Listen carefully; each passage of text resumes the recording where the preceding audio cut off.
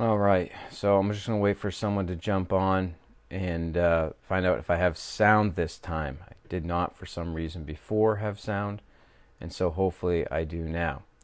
And so if Sherry, you just jump on. Kim, if you could tell me if you have sound right now. Does anybody have sound and hear me? Okay, good. All right. I apologize about that before. I don't know what happened. My sound was not working. So quickly, I'll review for those who did not hear it. Basically, before you come, you need to sign up. We can have 40% of our capacity, which is 50 people. We have 73 chairs set up, and that'll be plenty of room to fit the 50 people in with social distancing. If you are signed up and at the last minute you're not feeling well, I want to encourage you, please stay home. All right, stay home and be respectful to everybody else, even if it's just a little sniffle. That would be good. Now, you will need to bring something. You'll need to bring a mask, all right, or face covering of some kind. Now, there are exceptions to this. First, basically, kids 5 and under are at parents' discretion of whether or not they have to wear one. And then anybody with a medical condition that prohibits them from wearing one is exempt from wearing it. If that's you, I just ask that you speak to me in advance so that I'm aware of you coming. I think we've had 2 people that I know of have spoken to me. I just want to know in advance who's not going to be wearing one, and that would be very helpful to me. Now, when you arrive, you're going to park like you normally would. We should be able to fit most of the cars up front, if not all of them. And you head in the front door like you normally would. There will be an usher outside. That usher is just going to try to keep the distancing between people. And there will be some tape marked off on the stairs, a 6-foot mark from the door, and then probably another one on the paved section of the entryway there. And so just, be respectful, keep your distance. Your families, of course, can stay together, but people who are not in your family, just keep a 6-foot distance from. Now, once you enter into the building, there will be another usher who will guide you to your seat. Of course, he'll keep his distance as well, as best as possible while seating people, but he will guide you to your assigned seat. Now, I'll say this about seating. There is going to be 6 feet between each row, and there's 6 feet in the aisle, okay? And we also installed some seats, or will install some seats, some side seating on the side by the platform, just not much, only about 4 chairs, 2 on each side, and you'll see that. But basically, what will happen is that there will be one family per row, all right? One family per row, and if there's depending on the row, if there's a couple or an individual, you could be seated 2 single people or possibly 2 couples, or 1 couple and a single individual could be seated on the same row, but there will always be a 3-seat gap between them, which is 6 feet. So what will happen is as you come in, there'll be probably like a sticky note or something that has your name, your family name, or your name where you're sitting, okay? Do not sit anywhere else, okay? This is a giant jigsaw puzzle, and it's not easy. Doing the best that I can, all right, to get people in, wherever they're comfortable sitting. It's not always easy with various numbers, okay? The primary concern of seating is to have social distancing, all right? All the other considerations are secondary. So you sit where you're brought to, and that's where you're to stay. Don't mill around in the church. If you have to use the restroom, you can, but then, you come back to your seat. That's where you're going to hang out. There will also be a seating chart for all the ushers. They'll know exactly where everybody is sitting, and so there will be no questions about that. And then for the service, I want to kind of give you some rundown of how the service is going to be a little bit different than what we're used to. So First thing is that for phase one, there is going to be no congregational singing. There's going to be no congregational singing. Face masks. I tried this today. Put a face mask on and started singing.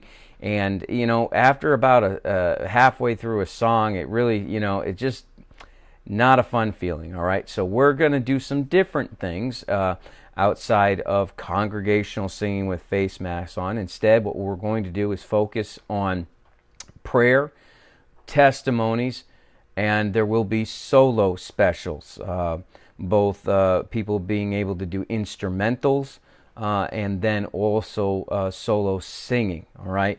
Now, it'll be just solo singing in phase one, no duets or trios or anything like that. Now, the person who sings the solo can use a music stand for their special. And if they're, for whatever reason, if they say we have two specials in one service, that is fine if that happens, but they will use a different music stand, all right? And testimonies by people given within the congregation, or if anybody leads in prayer, you will not use the pulpit. You will use a microphone that will be set up to the side of the pulpit, and that's where any testimonies will be given. That's where any prayer outside of myself or the main speaker will speak. So let's see here. So the main speaker, the pastor, me, all right, will use the pulpit. No one will use the pulpit except the speaker. Now, masks will be worn at all times in the church, except when the person is performing a task, such as singing a special, giving a testimony, preaching the sermon. There's ample distancing, and the reason I came to that conclusion is that is consistent with what the leadership of Massachusetts has done. Whenever the governor or whoever has been speaking, they're not wearing masks, and so when and they're going to be removed up on the platform. We're actually going to move the singers back a couple feet into the platform to add extra distancing, and I've slid the pulpit back a little bit as well, just to create a little bit more room. But outside of those individual tasks, the mass will be on throughout the service. Now, at the conclusion of service, what will happen is ushers will dismiss everybody row by row, starting at the back. Now, this is for phase one. In phase one, and that's at a minimum going to be 3 weeks. If you desire to speak with people and we're not supposed to have any fellowships with food, coffee, that sort of thing. We're not going to do any of that anyways. But I know people haven't seen each other in a long time, and people are going to want to say, hello. And that is fine. However, I'm going to ask that we just exit the building and do that outside of the building for phase one, all right? That we keep social distancing outside, and so we'll just dismiss row by row. The other reason for that is because of the cleaning that's going to need to go on, particularly after the 9 a.m. service that we're going to have. And I'll talk more about our service times in a minute. But after our 9 a.m. service, which will finish around 10, we have another one at 11. And so we are going to need to clean the building, and there's not a lot of time to do that. And so it'll be very important that everybody file out in a orderly fashion as dismissed by the ushers. Like I said, you can chat with people in the parking lot if you want at a socially distanced that's appropriate. Parents, please watch your children, and if you're just going to head home after a couple minutes, that is fine. But that's what needs to be done. Now let's talk about the sanitization of the building. The building will be cleaned after every service. Ellie Berry, my mom, I'm giving her the oversight of that. She will need some help. She's going to need some people that are at each service to stay after and help with the cleaning. It should not be lengthy. There will be no hymn books, so We're taking those all out, so those will not need to be wiped down. But she is developing a checklist of everything that needs to be done. And so all people that are going to work with her will need to touch base with her and let her know that you'll help and that you'll work with her to make sure that everything is done uniformly, and so that will be very important. Now, when will our services be? Right now, for Sunday, we're going to have a 9 a.m. and an 11 a.m. service. Those will be at the same exact message. I'm not going to change anything up, so you can come to one or the other. People have been signing up all day. We're at about 40 people in each services right now. I've got a few more openings in each service. All right. We also will have, if you are unable to attend, all of our services will be live stream as we have been. You will continue to be able to watch on live stream. Now, as more people come back, all right. At least in phase one, as more people come back, what will happen is that we do also have a Sunday night service at 6 o'clock, and right now I am extending the invitation to anybody who wants to come back for the evening service that they may do so. This Sunday we'll have Colton. He had asked me, and if he's still watching, he'd asked me if when he was preaching, I'm going to have him preach Sunday night. So if you would like to come back, we have about half the space open on Sunday night right now. You may. Now, what will probably happen as people begin to come back that have not been attending service, right now about 2/3 of our church is already signed up to come. And so as the other third begins to come back, what may happen is that you will have to pick one service. You can have Sunday morning, 9 or 11, and then Sunday night. And Sunday night will be a different message than Sunday morning. But Sunday morning, 9 and 11, will be the same message. So you can attend one and then watch in the service online in the evening once that happens. But for now, you can still come back to Sunday night if you'd like. And we have about 20 or so people that have already done that. Now, we will also begin having our midweek prayer meeting next week, okay? A regular scheduled Wednesday night prayer meeting will be next week. We will need to get people signed up for that as well. And I'll be working on the best system to sign up. I'm deciding which way I want to go. If I want to have people continue to text me, which I do not mind, but it is a lot, or if I can come up with some system of a sign up at church, but I'm going to have to basically get a boatload of pens. You use it one time, put it in another pile that'll be disinfected afterwards. So that is something I may do so that I don't have to go through everybody in the sign-up process. I'll make that decision soon, okay? Anyhow, we will have Wednesday night beginning next week. Now, with that said, this week, we're going to do something a little different, a little special. First, anybody who's available to help out tomorrow night at 7 o'clock, I want to meet with anybody who's willing to come. I got, I think, 2 other guys right now, but I need to, we have some work of rearranging that needs to be done at the church to get everything ready, and I'd like to meet for prayer for a few minutes and then move some chairs around. We're also going to do some work downstairs. Even though we won't be using the downstairs right now, we eventually will be, and I'd like to get that in order and looking good for our Sunday service. And as we will have some guests coming, and I want our downstairs to be looking nice for our guests, even though we won't be using it. People do go down there for restrooms. And so I want downstairs. Right now, downstairs is just everything's thrown down there, all the chairs. So we want to make that look nice. So if you're available tomorrow at 7, we'll meet at the church. We'll have a brief time of prayer. We'll get to work. Then, Thursday, what we are going to have is a pop-up send-off service, okay? Now let me explain what that means. It's a pop-up service because I'm telling you about it right now, less than 48 hours before it's happening.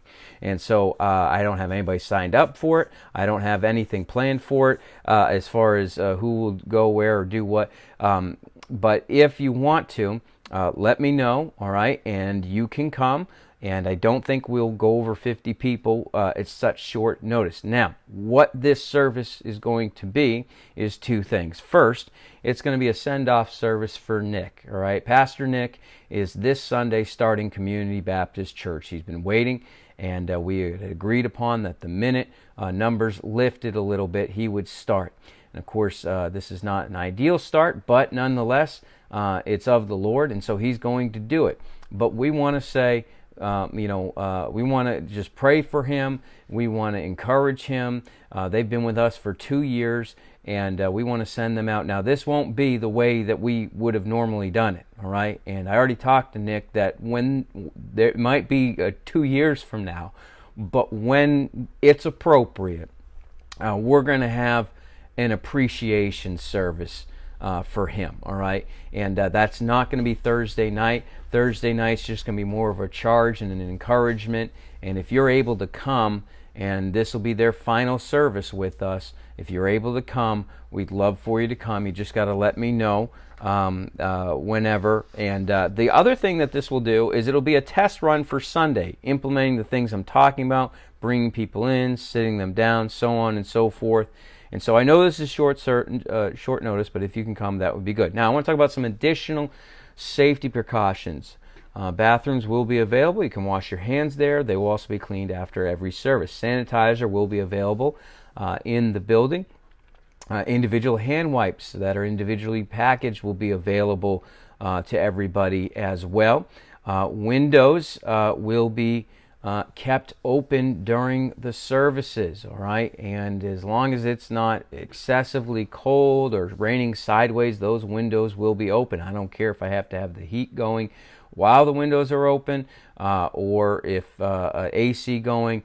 If at all possible, we're going to have those windows open, at least some. Simultaneously, even if we're not running heat or AC, we will be utilizing the HVAC system fan to circulate the air. We just want to keep as much fresh air flowing through the building as possible, and so that's something that will be going on. Some other considerations, some of this you probably already know, but I want to just go over it very quickly. There will be no fellowship in the sense of no shaking hands, hugging, physical contact. You can talk, but keep a 6-foot distance, please. There will be no offering taken. However, there will be an offering plate that will be in the entryway on the side table that you can drop your offering in if you want to, on the way in or the way out, and you may also give online if you want to. There will be during phase 1 there will be no communion. In phase 1 there will be no baptisms. In phase 1 there will be no children's ministries or nurseries. However, if you are a parent and you need to step out with your child, the nursery will be available to you, okay? And so you can go in there. We just ask that you communicate with us afterwards that that's what you did so that we can clean the nursery, all right? We're not going to clean the nursery every service unless somebody goes in there, then we will clean the nursery. Items. We need some items, all right? Some people have come across large quantities of various items, and before the church goes out and spends a ton of money on things that we don't need to because you already have it because you hoarded it earlier. I'm just kidding, but you know you did. But if you have any of these things that you don't mind donating to the church so that we have on hand, that would be helpful. We'd like some face masks. So if you have face masks, we can take them. And just in case somebody forgets one, like me, all right, because I probably will, all right. And I went to the church today to go practice singing with my face mask, and I forgot my face mask, so I had to go home and sing. So face masks, Lysol spray, Lysol wipes, individual sanitizer bottles. We have some, but I'd like more. Individually packaged hand sanitizer wipes. We have all of these things, but now that we're bringing more people in, we're going to begin to go through them more. If you have any that we can use, right away, that's great. If not, we'll eventually get it. But I've got to start finding this stuff, and if you've stockpiled this at home, that would be helpful. Now, let me give you a few other side things here. My daily devotions on Facebook that I've been doing, they will continue. However, they will not be happening on the days that there are services at Lifeline. And so because I'm going to be getting the church ready tomorrow night, I will not be doing it tomorrow night because of our Thursday service this week. I will not be doing it Thursday. I'll be back on Friday. I take Saturday off and Sunday off as well. So then I'll be back on Monday, Tuesday, and Thursday, Friday. Now, as people begin to come back to the midweek service, if we need to go to a second midweek service on Thursday, we will do that, and then there would be no Facebook Live devotion. Also, our Zoom meetings we have been doing. This is what's going to happen. The teen Zoom meeting will continue, but it will be on Friday evening, all right? Friday evening. That way there's no potential conflicts with any of our services. So the kids' Zoom meeting that Mr. Ronnie's been doing will be on Saturday, same time. We're going to keep those going. However, we are not going to continue the ladies' and men's Zoom meetings at this time. Rather, we want to focus in on the services and the things that'll be going on there. So that's one change that'll be coming up. We could bring those back later, but for right now, we want to simplify things. Lastly, I just want to encourage you. I've gone long tonight. Thank you for hanging with me. I want to encourage everyone to have a right spirit. None of these things are ideal. They're not church the way you're used to it. I think it's important to remember phase 1 is 3 weeks. Hopefully, okay? It could go longer, but initially it's 3 weeks, so this is not forever. And I just want everybody to have the right attitude. And remember, this isn't about you. This is about the people around you. And, and that's, I've been hitting on this in my preaching, that we need to be about others, not ourselves. We need to sacrifice our own desires for what is best for our fellow man and focus upon God. Also, I want to say this. I've thrown a lot at you. Don't get stressed out. If anybody's stressed out, don't be. All right? Don't worry about it. All you got to do, get your mask, get your Bible, come to church. All right? Get mask, get Bible, come to church. All right? We're going to have a safe, sanitized, socially distanced service. We're going to give thanks to God. We're going to praise His name. And during this process, we're going to adapt, all right? We're going to try things. Something might work well, something might not work well. What I will need is involvement. I'm going to need people who will say, hey, you know what, Pastor? I'll give a testimony. Hey, Pastor, you know what? I can sing a solo. You know what, Pastor? I can do an instrumental, okay? So I'm going to need some of you to make this service as God-honoring as we can. And, I'm excited because God is working. We've got 2 first-time families visiting the church this Sunday. All right? That's a blessing. Through this, we've had another. He won't be there this weekend. We've had somebody else visiting for the first time. Last week, we had a first-time visitor. So God is doing things, and so please come ready. And then lastly, I just want to say this. Look, you that have drifted, all right? Man, get back in. You that have been a spiritual zero over the last 2 months, you know who you are. I don't, but you do. Get yourself back in church. Do the right thing. Get in there and get straightened out. All right? Let the Lord help you. Don't keep going down this road because it's not a good road to go down. So thank you. Thank you for tuning in for an extra lengthy little lesson here today on what we're going to do. I've tried to cover everything. If you have a question about something, fire away, all right? I'm so thankful. Listen, a lot. To be honest, you say, "Wow, you really got this planned out." You got to understand something. Most of what the state put forward is what I already sent to them. So I sent what I just presented to you. I sent to them 3 weeks ago, and so I don't know how much. I'm sure others did as well, but.